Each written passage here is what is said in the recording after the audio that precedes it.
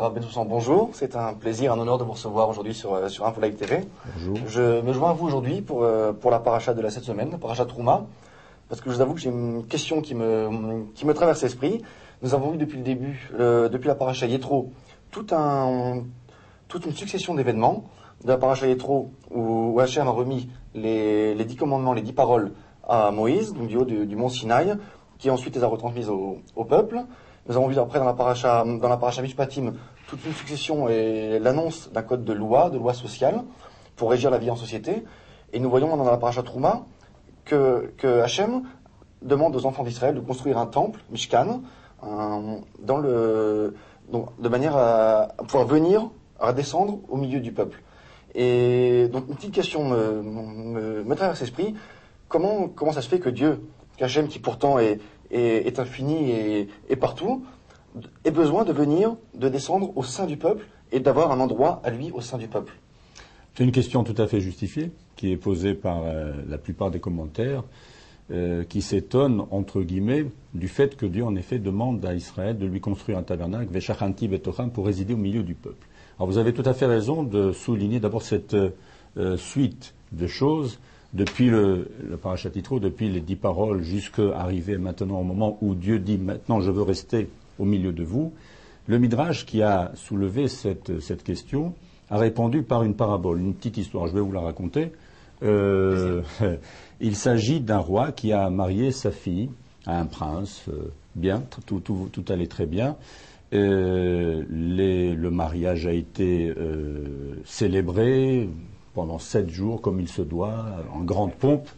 Et puis est venu le moment que redoutait un peu le roi, où son gendre, maintenant, ce prince, lui dit « Majesté, maintenant je souhaite prendre ma jeune épouse et retourner chez moi dans sa province, dans ma province. » Et le roi, qui comprend tout à fait les choses, il dit « Oui, bien sûr, il est temps maintenant de partir dans ta province, mais je te demande une seule petite faveur, c'est de me construire une petite baraque, une petite maison, sans grande pompe, afin qu'à chaque fois que je ressens une certaine nostalgie, que je languis ma fille, eh bien, tu me permettras d'aller lui rendre visite et de résider quelques jours là-bas dans cette petite baraque. L'essentiel pour moi, c'est de retrouver ma fille une fois qu'elle est maintenant ton épouse. » Ce midrash, je crois, avec beaucoup d'émotion, retrace exactement, entre guillemets, les sentiments que Dieu a pu avoir vis-à-vis d'Israël. Vous savez que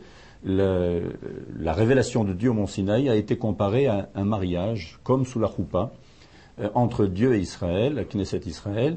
Cette union s'est faite, et maintenant, en fait, le moment est arrivé, lorsque Dieu a donné la Torah au béni Israël, maintenant Israël a raison de dire, je vais prendre possession de cette loi, notamment c'est à travers la parashat Mishpatim, lorsque il y a toute une série de lois dans ce fameux code, comme vous avez dit, civil, pénal, etc.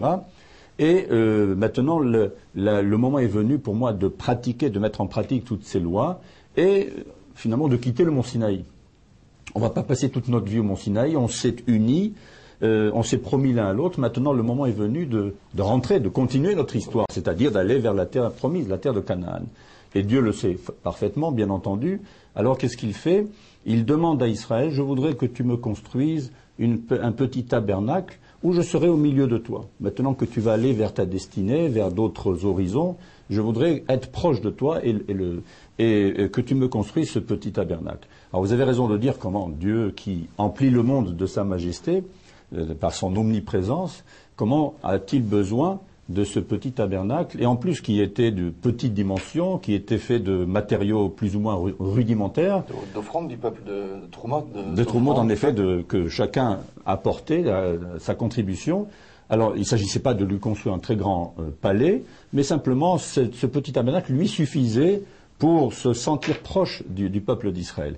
Et on comprend tout à fait ce qui d'ailleurs n'est pas facile à comprendre au plan philosophique, chez les grands philosophes, comment Dieu infini, tout-puissant, a-t-il besoin de venir vers l'homme, de descendre, qui est limité, qui est fini, et de résider au milieu de ce petit peuple d'Israël. Aussi étrange que cela puisse paraître, aussi incompréhensible que cela puisse paraître au plan philosophique, ne l'est pas au plan théologique. Ça veut dire qu'il y a cette union maintenant entre l'humain et le divin, entre Dieu et l'homme, et à partir de là, cette résidence-là va concrétiser cette relation intime, particulière avec Israël. Et l'essentiel pour Dieu, c'était de démontrer qu'il est toujours présent au milieu du peuple. Mais pourquoi justement au milieu? Dieu pourrait guider ou décider du sort du dessein d'Israël. Pourquoi en hébreu Betocham, au milieu d'eux, descendre au milieu d'eux et pas avec eux, pas sur eux, au milieu d'eux? Alors, ça c'est la suite de notre démonstration. Ça veut dire qu'au plan grammatical, Dieu aurait dû dire, le texte aurait dû dire Veshachanti betocho. Ça veut dire, si vous me construisez une petite maison, un tabernacle, je résiderai au milieu de ce tabernacle. C'est comme si on construit le tabernacle, mais Dieu veut rester au milieu du peuple d'Israël. Ça veut dire qu'on ne doit en aucune façon, et ça rejoint votre question de tout à l'heure, Dieu qui emplit tout, ça ne veut pas dire que Dieu va être limité, chas v'shalom, dans un tout petit périmètre, et il sera absent de tout le reste de l'espace. Il continue d'être présent dans le monde entier, mais la présence de Dieu sera particulièrement sentie, ressentie et visible, même au plan physique, matériel, dans ce petit lieu du tabernacle.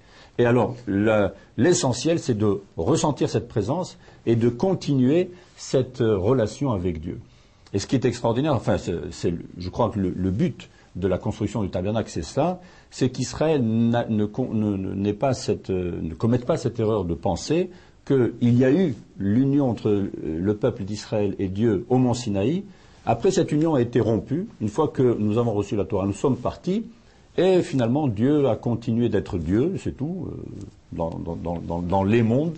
Et nous avons continué notre destin un petit peu d'une manière indépendante. Non, Dieu continue d'être présent et proche, physiquement parlant, si je puis dire, d'Israël. Et il y a donc une continuité au mont Sinaï. Cette continuité, elle doit être visible.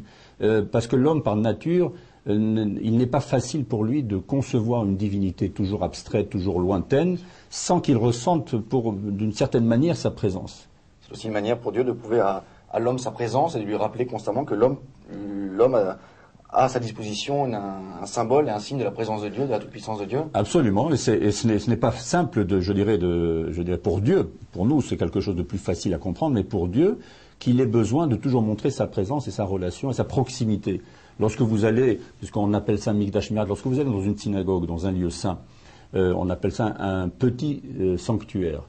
Ça n'a pas la valeur de la sainteté, je dirais, du temple d'avant ou du tabernacle, mais d'une certaine façon, on ressent une certaine sainteté, une certaine élévation dans ce lieu particulièrement. Ça ne veut pas dire que Dieu n'est pas ailleurs, il est partout, mais dans ces lieux, il y a une sorte de ressenti particulier qui nous permet de mieux nous rapprocher de Dieu, de faire en sorte que nos prières soient mieux perçues, mieux écoutées, et en tout cas mieux dites. Voilà pourquoi la synagogue a gardé cette valeur. Même si ce n'est pas, je dirais, géographiquement fermé dans une maison, mais vous allez sur un lieu saint.